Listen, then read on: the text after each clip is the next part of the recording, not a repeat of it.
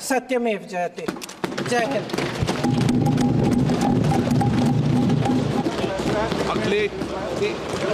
Madam बधाई, बहुत जबरदस्त। अध्यक्ष महोदय, मैं आपका धन्यवाद देना चाहता हूं।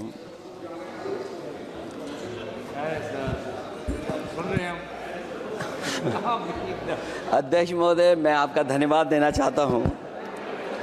साथ ही साथ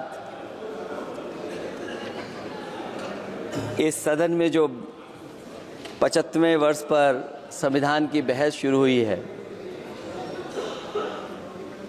जहां सत्ता पक्ष से माननीय रक्षा मंत्री जी उन्होंने अपनी बात रखी। अभी कांग्रेस पार्टी की नवनिर्वाचित सांसद उन्होंने अपनी बात रखी। उसके बाद अध्यक्ष महोदय मुझे बोलने का मौका मिल रहा है। मैं सबसे पहले लाखों लाख लोग जो भारत देश की आज़ादी में जिन्होंने अपनी जान न्यौछावर कर दी, देश आज़ाद हुआ। आज़ादी के बाद बाबा साहब भीमराव अंबेडकर जी और तमाम हमारे वरिष्ठ लोगों ने इस संविधान को देने का काम किया। मैं उनको याद करने के साथ साथ जो आज 13 तारीख जिस दिन हम आप सदन में बैठे हैं, एक ऐसी घटना घटी थी, अगर उस समय सुरक्षा कर्मियों ने अपनी सूझबूझ के साथ, बहादुरी और साहस के साथ अगर उन आतंकवादियों को मुकाबला न किया होता तो हमारे देश के बहुत सारे महत्वपूर्ण नेता जो उस समय सदन में थे, न जाने क्या परिस्थिति बनती। मैं उन बहादुर जिनकी जान गई उनका याद करता हूं, वहीं श्रद्धांजलि भी देता हूं। मैं इस संविधान की चर्चा पे जहां खड़ा हुआ हूं, मैं बाबा भीमराव अंबेडकर जी उनको श्रद्धांजलि अर्पित करते हुए जिन्होंने संविधान को देने का काम किया। हमारा संविधान जो तैयार हुआ है, उनकी प्रबुद्ध दृष्टि का परिणाम है कि हमारे पास न्याय, स्वतंत्रता, समानता और बंधुत्व के सिद्धांतों पर आधारित एक महान संविधान हमें मिला है। भारत राज्यों का एक संघ है और हमें विविधता में एकता पर गर्व है। ये हमारा संविधान ही है जिसने भाषाई, क्षेत्रीय, धार्मिक और जातीय विविधता वाले हमारे देश को एक साथ रखा है। ये संविधान डॉक्टर अंबेडकर जी ने कहा था कि संविधान की सफलता इस पर निर्भर करेगी कि हम उसके अनुसार कैसे काम करते हैं। ये देखना है, विधायिका, कार्यपालिका और न्यायपालिका की जिम्मेदारी है कि इस महान देश का शासन हमारे संविधान में निहित उच्च सिद्धांतों के अनुसार चलाया जाए।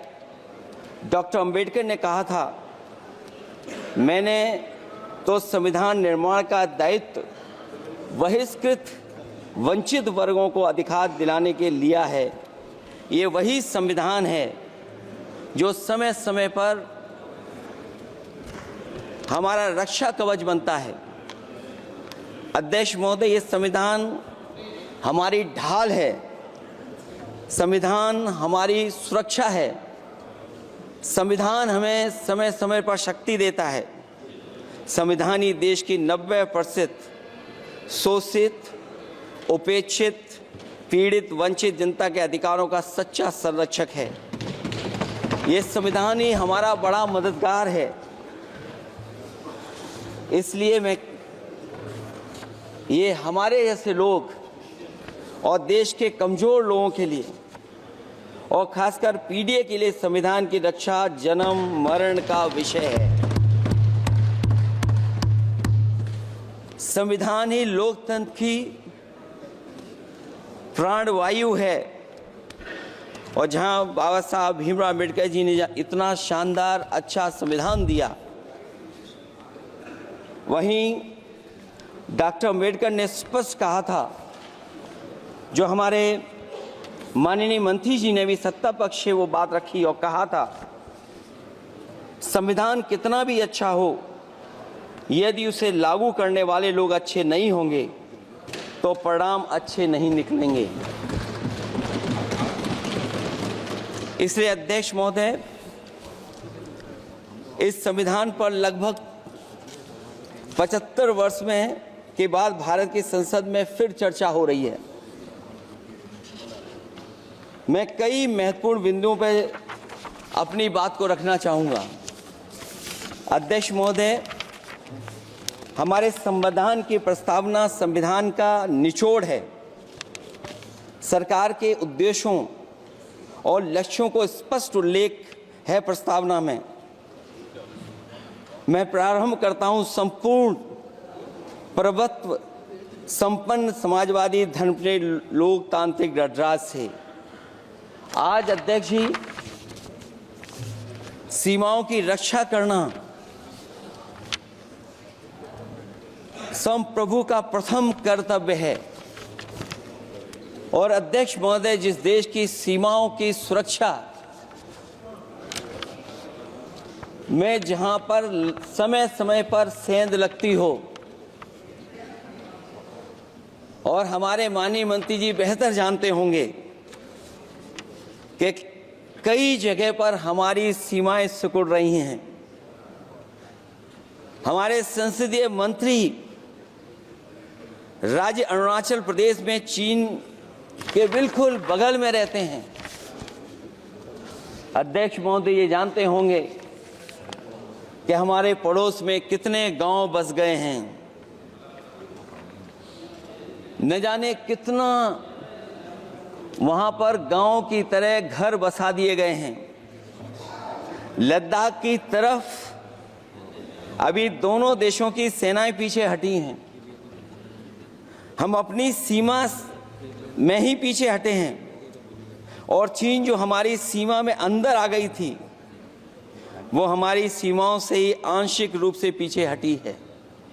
और अध्यक्ष महोदय, उस सीमा के पास एक रिजांगला मेमोरियल बना था।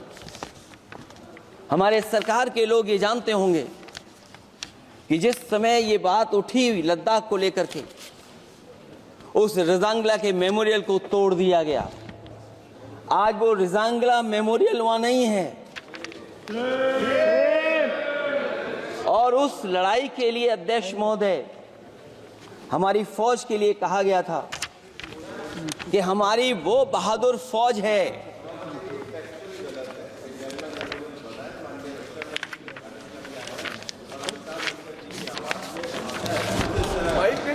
अध्यक्ष महोदय, यही तो फर्क है। कहां पर था, कहां पर बना अब। और अध्यक्ष महोदय, मैं सरकार को बताना चाहता हूं, अध्यक्ष जी, मंत्री जानते होंगे, मंत्री जी, केवल 12 किलोमीटर सड़क बनी थी, और पड़ोसी देश ने क्या क्या नहीं कहा गया। और वो समय आएगा जब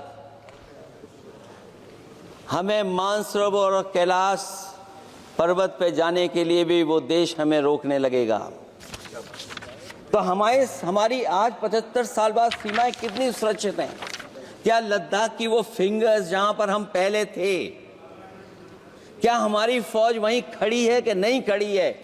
अगर आप रिजांगला मेमोरियल जानते होंगे तो लद्दाख की वो सीमाएं जो हमारे देश के अंदर थी, क्या हमारी सीमा वहां तक है कि नहीं है? आज नहीं है। ये देश समाजवादी गणराज्य बने। समाजवाद का सरल शब्दों में अर्थ है कि समता और संपन्नता हो। लेकिन देश में अध्यक्ष महोदय 2014 के बाद विषमता जिस तेजी के साथ बढ़ी है उसकी कल्पना भी नहीं की जा सकती है। 140 करोड़ में से 82 करोड़ सरकारी अन्न पर जिंदा हैं। अध्यक्ष महोदय, जो देश को ये कहते हो कि हम दुनिया की सबसे तेज रफ्तार पे चलने वाली अर्थव्यवस्था बनने जा रहे हैं, 3 पर पहुंच गए और ऊपर जाएंगे। मैं सरकार से कहना चाहता हूं कि जब 82 करोड़ सरकारी अन्न पर जिंदा हैं और दूसरी तरफ देश की संपूर्ण संपत्ति के 2/3 हिस्से पर कुछ परिवारों का कब्जा है, अगर सरकार में ये बहादुरी और हिम्मत है तो इस 60% गरीबी के रेखा से नीचे रहने वाले लोगों की पर कैपिटा इनकम क्या है? अगर आपकी अर्थव्यवस्था ऊंचाई पर जा रही है तो हमारे जो गरीब लोग हैं, जो 60% गरीब लोग हैं, उनकी पर कैपिटा इनकम क्या है? और जहां समय समय पर सरकार अपने आंकड़े देती है, कम से कम ये आंकड़े भी दे दे कि गरीबी रेखा पर जो नीचे रहने वाले लोग हैं उनकी पर कैपिटा इनकम क्या है। इससे स्पष्ट हो जाएगा कि 5% लोगों की पर कैपिटा इनकम क्या है। हमारा प्रेमबली कहता है कि धर्म निरपेक्ष गणराज्य बने, राज्य की निगाह में सभी धर्म समान हैं। हमारा सेकुलरिज्म हमें रिलीजियस इक्वलिटी का रास्ता दिखाता है। यही ना अर्थ इसका है। क्या इस पर सरकार अमल कर रही है? देश के 20 करोड़ से ज्यादा अल्पसंख्यकों के, विशेषकर मुसलमानों को दूसरे दर्जे का नागरिक बना देने का प्रयास चल रहा है। उन पर हो रहे अत्याचार प्रतिदिन बढ़ते जा रहे हैं। उनकी संपत्ति को लूटा जा रहा है, हत्याएं की जा रही हैं, घर तोड़े जा रहे हैं, उनके पूजा स्थलों पर कब्जा प्रशासन की मदद से किए जा रहे हैं। अगर ये धर्मनिरपेक्षता, तो धर्म शासित राज्य की क्या परिभाषा है? और हाल ही में हम लोगों ने अध्यक्ष महोदय उदाहरण देखा है कि किस तरीके से उत्तर प्रदेश में कई महत्वपूर्ण जगह पर इस तरह की घटनाएं जानबूझ करके की गई। मुझे याद है उस समय, जिस समय उत्तर प्रदेश का इलेक्शन चल रहा था, बहुत से लोगों को वोट डालने का अधिकार जिनको था, उनको अधिकार से रोका गया और जो लोग वोट डालने जा रहे थे उन्हें डराया धमकाया जा रहा था। ऐसे इंतजाम किए गए थे कि ये वोट डालने के लिए वोट बूथ तक न पहुंच पाए। वो तस्वीरें अध्यक्ष महोदय न केवल हम लोगों ने देखी, बल्कि पूरे देश और दुनिया ने देखी होंगी कि किस तरीके से उत्तर प्रदेश की सरकार के प्रशासन के इशारे पर एक पुलिस के अधिकारी ने महिलाओं को वोट से डालने से रोका और रिवॉल्वर दिखा करके कहा कि वोट डालने नहीं जाओगे। मैं उन बहादुर महिलाओं को बधाई देना चाहता हूं कि उन्होंने परवाह नहीं की और उन्होंने कहा कि इससे कुछ जान जाने वाली नहीं, अगर जान भी जाएगी तो हम वोट डाल करके आएंगे। क्या यही लोकतांत्रिक गणराज्य है? सच्चे लोकतंत्र में जनता श्रद्धापूर्वक मतदान के माध्यम से अपनी सरकार चुनती है। क्या हम सही अर्थों में लोकतांत्रिक व्यवस्था में जी रहे हैं, जहां सरकार मशीन और सरकारी मशीनरी के जरिए जहां चाहे अपनी सरकार बना लेती है, जनता के मत का कोई अर्थ नहीं रखे हैं, वह लोकतंत्र नहीं कहा जा सकता है। यह व्यवस्था जब तेजी से लोकतंत्र में तानाशाही की तरफ बढ़ रही है, हिटलर ने भी तो जनता द्वारा चुने जाने के बाद संविधान में संशोधन करके तानाशाही कायम कर दी थी। हमारी सरकार भी उसी के समांतर चलने का प्रयास कर रही है। प्रस्तावना में अध्यक्ष महोदय सामाजिक, आर्थिक और राजनीतिक न्याय दिलाने की बात है। अध्यक्ष महोदय, मैं जब सरकार की तरफ से माननीय मंत्री जी को सुन रहा था, उन्होंने जाति जनगणना को लेकर के कहा कि जाति जनगणना कराना चाहें तो करा लें। हम लोग तो उस पक्ष के धर लोग हैं, अगर आप करा सकते हैं तो आप कराइए। नहीं अध्यक्ष महोदय, जब कभी भी हम लोगों को मौका मिलेगा तो जाति जनगणना कराने का काम हम लोग करेंगे। सामाजिक न्याय समाज के अनुसूचित जाति, अनुसूचित जनजाति और अन्य पिछड़े वर्गों को न्याय दिलाने का बड़ा असर आरक्षण था, उसे समाप्त कर दिया गया है।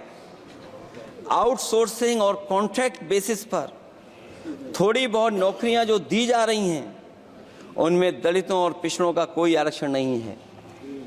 शिक्षण संस्थाओं और विश्वविद्यालय में प्रोफेसर्स और वाइस चांसलर के चयन के समय इनके आगे लिख दिया जाता है, एक नया शब्द का इजाद हुआ, NFS, नॉट फाउंड सुटेबल।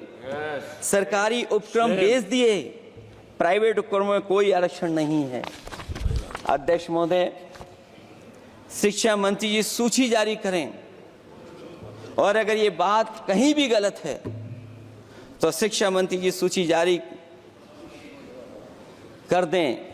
देश के सभी केंद्रीय विश्वविद्यालयों के वाइस चांसलर की ओर प्रोफेसर्स की एक, मैं तो कहूंगा अध्यक्ष महोदय कि शिक्षा मंत्री जी अगर ये सूची जारी कर दें कि जितनी भी सेंट्रल यूनिवर्सिटीज हैं और उनके माध्यम से जितने भी प्रोफेसर्स का अपॉइंटमेंट हुआ है, सब बात साफ हो जाएगी। आप केवल देश के 10% लोगों को ही ख्याल रख रहे हैं, बाकी 90% लोगों का आप ख्याल नहीं रख पा रहे हैं। और जाति जनगणना कभी जाति में भेदभाव नहीं बढ़ाएगा अध्यक्ष महोदय। जाति जनगणना जातियों के बीच दूरियां कम करेगा और तमाम हमारे ऐसे समाज के लोग जिनको न्याय नहीं मिला, जिनको अधिकार नहीं मिला है, अध्यक्ष महोदय कम से कम जाति जनगणना के बाद उन्हें अधिकार और सम्मान दिलाने का काम भी हो सकेगा। इसलिए हम इसके पक्ष में हैं। आर्थिक न्याय के बगैर न सामाजिक न्याय मिल सकता है और न राजनीतिक न्याय मिल सकता है। गरीबी का नाजायज लाभ उठाकर धन्ना सेठों की सरकार चुनाव में पैसा बांटकर राजनीतिक न्याय का भी अपहरण कर लेती है। कर्ज में डूबी बड़ी आबादी महाजन के दबाव में अपनी इच्छा के खिलाफ वोट देने को विवश हो जाती है। चुनाव में सत्ताधारी दलों द्वारा पैसे की भरमार के चलते कोई सामान्य कार्यकर्ता चुनाव नहीं लड़ पा रहा है। बड़े पैमाने पर धनवान चुनकर आ जाते हैं। पैसे के बल पर जब तक आर्थिक विषमता समाप्त नहीं होती, लोगों को राजनीतिक न्याय मिल नहीं सकेगा। प्रस्तावों में आगे जो लक्ष्य है, विचार, व्यक्ति, विश्वास, पंथ और उपासना की स्वतंत्रता, अन्याय के खिलाफ विचार व्यक्त करने पर जेल, अभिव्यक्ति की स्वतंत्रता का अर्थ है देशद्रोह। अगर भाजपा के मत के नहीं हैं, दूसरे धर्म के हैं तो प्रताड़ना के हकदार हैं। और अब तो उपासना करने पर भी दिक्कत है, क्योंकि हर मस्जिद के नीचे मंदिर खोजने वाले तत्व इस देश को शांति से रखना ही नहीं चाहते हैं। उन्हें कानून की कोई परवाह नहीं है। मैं इस मौके पर धन्यवाद देना चाहता हूं। सुप्रीम कोर्ट का कम से कम वो फैसला आया है जहां कुछ दिनों के लिए ये पाबंदी लगाई गई। व्यक्तियों की गरिमा और देश की एकता और अखंडता को सुनिश्चित करने वाली बंधुता, ये विभाजनकारी नीतियां संविधान की प्रस्तावना के उस उद्देश्य से जरा भी मेल नहीं खाती है। व्यक्ति की गरिमा लिंचिंग से धूल दूषित हो चुकी है। उद्योगपति सरकारी आतंक से परेशान हैं, होकर के अपनी पूंजी समेटकर देश छोड़ गए हैं और लगातार जा रहे हैं। अध्यक्ष महोदय, आजादी के बाद उद्योगपति कभी इतने भारत छोड़ करके नहीं गए होंगे, देश छोड़ के नहीं गए होंगे जितने इनकी सरकार में चले गए हैं। अगर व्यक्ति की गरिमा सुनिश्चित हो तो कोई व्यक्ति क्या अपनी मातृभूमि को छोड़ करके जा सकता है। सरकार इस पर आत्मचिंतन करे। अगर आपसी मतभेद पैदा करके एक दूसरे के प्रति अविश्वास पैदा किया जाएगा तो क्या देश की एकता और अखंडता के लिए एक अशुभ संकेत नहीं होगा।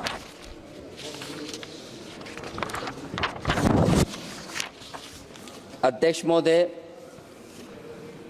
आर्टिकल 14 कानून के समक्ष समानता। भारत के अंदर किसी भी व्यक्ति को राज्य कानून के समक्ष समानता को डिनाई नहीं कर सकता है। हो क्या रहा है, एक ही कानून कुछ लोगों के लिए अलग है और दूसरों के लिए अलग। अगर सत्ता पक्ष का व्यक्ति गेरुआ गमछा पहनकर गालियों को गाली दे दे तो जी हजूरी और दूसरा न्याय मांगने जाए तो उसे लाठी। क्या ये अनुच्छेद 14 का अनुपालन हो रहा है? अध्यक्ष महोदय, किसी भी व्यक्ति को उसके जीवन और दैहिक स्वतंत्रता से कानून सम्मत प्रक्रिया के बगैर वंचित नहीं किया जा सकता। ये सबसे महत्वपूर्ण मौलिक अधिकार है, लेकिन सबसे ज़्यादा इसी का दुरुपयोग हो रहा है। फर्जी मुठभेड़ में हत्याएं, जेल के अंदर हत्याएं और पुलिस अफरीक्षा में हत्याएं। आदमी कहीं भी सुरक्षित नहीं है। ईडी का तो ऐसा कानून बना दिया गया है कि बिना एफआईआर, बिना नोटिस किसी को भी बंद कर दो। लोकतंत्र फासिज्म में बदल रहा है। और अध्यक्ष महोदय, क्योंकि उत्तर प्रदेश की चर्चा सत्ता पक्ष से भी हुई, जो हालात उत्तर प्रदेश में हैं, ऐसे हालात कभी किसी ने पहले नहीं देखे।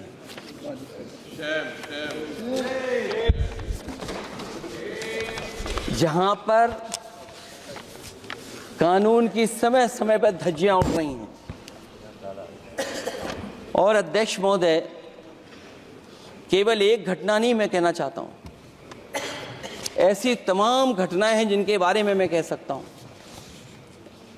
आज़ादी के बाद अगर हम 75वें वर्ष में इस बात पर चर्चा करें संविधान पर, और आए दिन लोगों को न्याय मांगने के लिए आत्मदाह करना पड़े, तहसील हो वहां पे आत्मदाह, जिलाधिकारी हो वहां पे आत्मदाह, न्याय मांगने के लिए अगर मुख्यमंत्री आवास में जाना पड़े वहां पे आत्मदाह। सोचिए हम किस दिशा में जा रहे हैं। और अध्यक्ष महोदय, किसने नहीं देखा कि टीवी पे चलते हुए लोगों की जान ले ली गई? लाइव देखा है सबने। ये कहां का न्याय है? न केवल वो, बल्कि पता नहीं अध्यक्ष महोदय, हमारा प्रदेश कस्टोडियल डेथ में सबसे आगे जा रहा है, महिलाओं के उत्पीड़न में सबसे आगे जा रहा है। ये मैं नहीं कह रहा हूं, अध्यक्ष महोदय, ये सरकार के आंकड़े बता रहे हैं। और न केवल इन चीजों में आगे जा रहा है, बल्कि आजकल जो नए जमाने का डिजिटल इंडिया है, अगर साइबर अपराधों में सबसे आगे कोई प्रदेश दिखाई दे रहा है तो वो उत्तर प्रदेश दिखाई दे रहा है। ये अलग बात है अध्यक्ष महोदय कि कभी कभी जो डबल इंजन की सरकार चलने वाले जो दावा करते थे, पहले इंजन टकराते थे, अब तो डब्बे भी टकराने लगे हैं। Double engine single driver. और होड़ लगी हुई है कि कभी किसी ने दिल्ली का रास्ता किसी माध्यम से अपनाया था, उसी रास्ते पे चल करके आगे बढ़ना चाहते हैं। इससे खराब इस लोकतंत्र में और क्या हो सकता है? जिन लोगों ने ये कहा हो कि हम नौकरियां दे देंगे, आज नौकरियां कहां हैं? रोजगार कहां है? और अध्यक्ष महोदय, अगर वादा किया जाए नौकरी और रोजगार का, इन्वेस्टमेंट का, और सपने बड़े दिखाए जाएं, ये बात मैं इसलिए कह रहा हूं कि माननीय मंत्री जी भी उसी प्रदेश से आते हैं, प्रधानमंत्री जी भी उसी प्रदेश से आते हैं। आज कई मायनों में, कई आंकड़ों में उत्तर प्रदेश पीछे दिखाई दे रहा है। जहां रोजगार के सवाल पर, जो सरकारी नौकरियां इसलिए नहीं क्योंकि आरक्षण न देना पड़ जाए, इसे सरकारी नौकरियां नहीं हैं। आए दिन पेपर आउट, पेपर लीक, न केवल पेपर लीक है, बल्कि जानबूझ करके पेपर लीक कराया जाता है जिससे कि परीक्षा रद्द की जा सके। और जो अग्निवीर वाला सवाल था वो आज भी वैसा ही का वैसा है। हम लोग अग्निवीर वाली व्यवस्था कभी स्वीकार नहीं कर सकते हैं। जो पहले भर्ती जैसी होती थी अध्यक्ष महोदय, अगर वैसी ही भर्ती होगी तो हमारी सीमाएं और सुरक्षित होंगी, हमारे और नौजवान जाकर के देश की असली पक्की वर्दी पहनने का काम करेंगे। ये अध्यक्ष महोदय कैसी चर्चा संविधान की जो है बिना प्रधान की।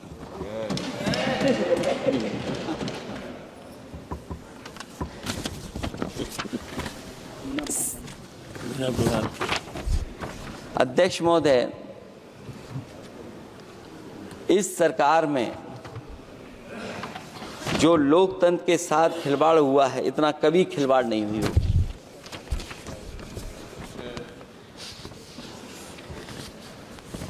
संविधान को परतंत्र बनाकर जो लोग राज करना चाहते हैं, उनके लिए आज़ादी का अमृतकाल सिर्फ एक जुमला है।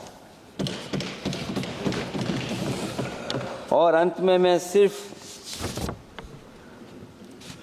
एक ही बात कहना चाहता हूं कि संविधान बचेगा तो न्याय बचेगा, और न्याय बचेगा तभी सबको बराबर मान सम्मान, सबको बराबर मौके मिलेंगे, भेदभाव भी मिटेगा। और भेदभाव का भाव भी इसलिए आज फिर से संविधान को बचाने के लिए एक और करो या मरो आंदोलन की ज़रूरत है। इसलिए अध्यक्ष महोदय, हम आपको भरोसा दिलाते हैं, पिछले चुनाव में भी बहुत सारे सत्ता पक्ष के माननीय लोग ये कहते थे कि हमें इतनी सीटें मिल जाएंगी तो हम संविधान बदल देंगे। अध्यक्ष महोदय, मैं आपके माध्यम से जनता का धन्यवाद देना चाहता हूं कि उन्होंने 400 पार के नारे को गिरा दिया और विपक्ष को इतनी ताकत दे दी कि इनकी जो सपना था संविधान बदलने को, उस सपने को तोड़ने का काम किया। अध्यक्ष महोदय, बहुत सारे साथी इधर के ही उधर हैं, अगर उधर वाले इधर आ गए उसी दिन ये सत्ता से बाहर हो जाएंगे। अध्यक्ष महोदय, आखिरी में मैं कुछ लाइनें कहकर के अपनी बात खत्म करना चाहता हूं। न मेरा है न तेरा है, ये हिंदुस्तान सबका है, नहीं समझी गई ये बात तो नुकसान सबका है। हजारों रास्ते खोजे गए उस तक पहुंचने के, मगर पहुंचे हुए ये कह गए भगवान सबका है। जो इसमें मिल गई नदियां वो दिखाई नहीं देती महासागर बनाने में, मगर एहसान सबका है। अनेकों रंग खुशबू नस्ल के फल फूल पौधे हैं, मगर उपवन की इज्जत आबरू ईमान सबका है। हमें उम्मीद है कि इस चर्चा के बाद बाबा साहब भीमराव अम्बेडकर जी का दिया हुआ संविधान को बदलने का सपना नहीं देखा जाएगा। साथ ही साथ डॉक्टर राममनोहर लोहिया, जिन्होंने समाजवादी आंदोलन का रास्ता दिखाया, नेताजी ने जो संघर्ष कर करके हम लोगों को उस जगह पहुंचाया, वहीं लोकनायक जयप्रकाश जी ने इस देश को आगे बढ़ाने के लिए समय समय पर संपूर्ण क्रांति का आह्वान देकर के जागरूक किया। मैं उन सबको याद करते हुए एक बार फिर अध्यक्ष जी आपका बहुत बहुत धन्यवाद देता हूँ। श्री कल्याण बनर्जी।